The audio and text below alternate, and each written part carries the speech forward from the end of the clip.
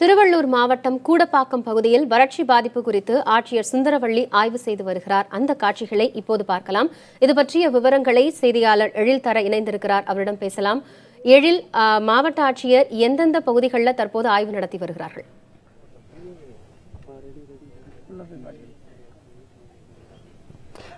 காயத்ரி, வறட்சி பாதித்த பகுதிகளில் திருவள்ளூர் மாவட்டத்தில் குறிப்பாக கூடப்பாக்கம் பகுதியில் மாவட்ட ஆட்சியர் சுந்தரவள்ளி ஆய்வு மேற்கொண்டு வருகிறார். இன்று காலை முதலே புதிய தலைமுறையில் உழவர் பணியில் புதிய தலைமுறை என்று நம் காலையிலிருந்து இந்த தொடர் நிலை செய்து வருகிறோம்.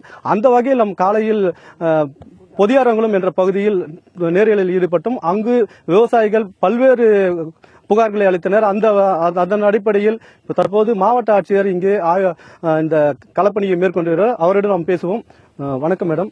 இந்த திருவள்ளூர் மாவட்டத்தில் சம்பா சாகுபடியில் எத்தனை ஏக்கர் சம்பா சாகுபடி செஞ்சிருக்கீங்க?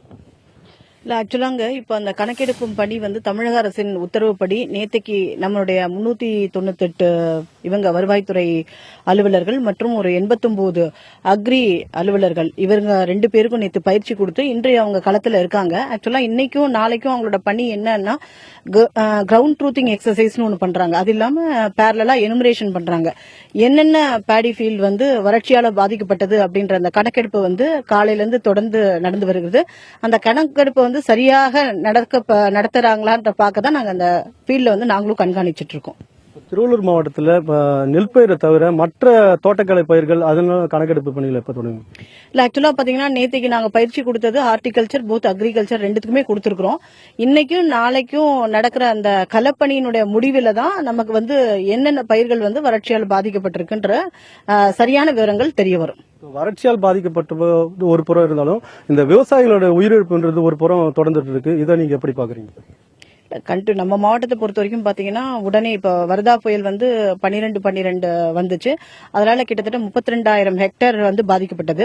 தமிழக அரசு பாத்தீங்கன்னா அக்ரிகல்ச்சருக்கு 43 கோடியும் ஹார்டிகல்ச்சருக்கு 6 கோடியும் உடனடியாக ஒதுக்குனாங்க. இப்ப ஒதுக்கி கணக்கெடுக்கும் பணியும் முடிந்து இப்ப பில் பிரசன்ட் பண்ணி அவங்களுடைய அக்கௌண்ட்டுக்கு வர ஸ்டேஜஸ் இருக்கு. அவங்களுக்கு இம்மீடியட்டாக ரிலீஃப் கொடுத்திருக்காங்க. நன்றி. இந்த கணக்கெடுப்பு பணி முடிஞ்சது இழப்பீடு எவ்வளவு வழங்குறதா மாவட்ட நிர்வாகம் தரப்பில்? இல்ல, ஆக்சுவலா கணக்கெடுக்கும் பணி செய்யுங்கன்னு உத்தரவிட்டிருக்காங்க. இப்ப கணக்கெடுக்கும் பணி நம்ம செய்யறோம். அதுக்கப்புறம் ஒவ்வொரு மாவட்டத்திற்கும் அமைச்சர் பெருமக்கள் மற்றும் மூத்த IAS அதிகாரி வருவாங்க. அவங்களோட ஆய்வுக்கு பின்னாடி அந்த ஆய்வினுடைய முடிவுல ரிப்போர்ட்ஸை கவர்மெண்ட்டுக்கு கொடுப்பாங்க. அதுக்கப்புறம் தான் மத்ததெல்லாம் டிசைட் ஆகும். நன்றி. காயத்ரி, மாவட்ட ஆட்சியர் கூறியதை கேட்டிருக்கலாம். அதாவது இந்த ஆய்வுக்கு பிறகுதான் இதனுடைய முழுமையான அறிக்கை கொடுக்கப்படும் தெரிவித்திருக்கிறார். காயத்ரி, எழில், மாவட்ட ஆட்சியர் ஆய்வு மேற்கொள்ளும் பொழுது அங்கு இருக்கக்கூடிய விவசாயிகள் என்ன மாதிரியான கோரிக்கைகளை முன்வைத்தார்கள், உடனடியாக என்ன நடவடிக்கை மேற்கொள்ள வேண்டும் என்று அவர்கள் கூறினார்கள்?